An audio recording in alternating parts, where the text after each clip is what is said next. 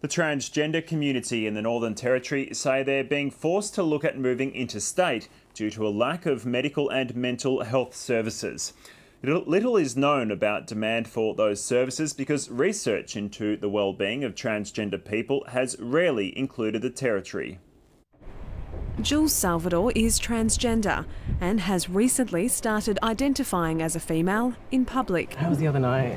Oh, crazy. The 26-year-old is thinking about medically transitioning into a woman. Some people say like, oh, they react badly to the hormones in the beginning, and and that sort of worries me a bit. But then I've heard good things as well. Like once you get used to it, it's a lot better, and you feel much more at peace with yourself. Yeah. Jules hasn't found it easy to get the right information in the Northern Territory. Like in Sydney, you've got like the gender centre and all of those resources there at hand, so it's just like a one-stop shop for like everything you need. But here it's like, yeah, the resources are quite scarce, like in every single area. Sian McLaughlin went through this process years ago and eventually travelled overseas to have gender reassignment surgery. Her decade-long transition wasn't easy. At one point, her critical hormone treatment was interrupted for 2 years because the only specialist in Darwin, an endocrinologist, abruptly left. Lots and lots and lots. So I'd been through puberty, I'd been through hormone blockers, so that 2 years, it changed a lot of me. Like the hair came back from, I've never had hair. So yeah, it was terrible.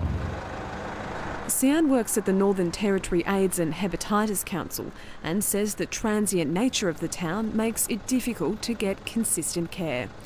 She says starting at the beginning with every new doctor or mental health worker is a traumatic process. And you've got to walk into a reception area that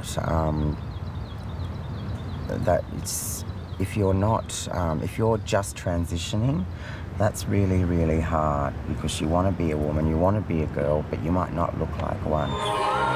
The Northern Territory has a history of celebrating sexual diversity. But very little is known about the well-being of transgender people in the Territory and what services are needed. The research that's been done in Australia over the last 20 years rarely, if ever, includes people from the transgender Northern Territory community. Research by Dr. Kerry suggests transgender people will often leave the Northern Territory. If they needed to get further assistance, they had to travel overseas or down south. The Royal Darwin Hospital has one doctor who offers endocrine treatment for eligible transgender patients. The service has only been going since 2013. It has reported an increase in demand since the start of the year, and it expects that to continue in coming months as more referrals have been coming through. Moving away from Darwin is something Jules Salvador is considering. I've applied for jobs in Sydney and I'm looking at the possibility of transferring there to make this process a lot smoother and, yeah, easier, I guess.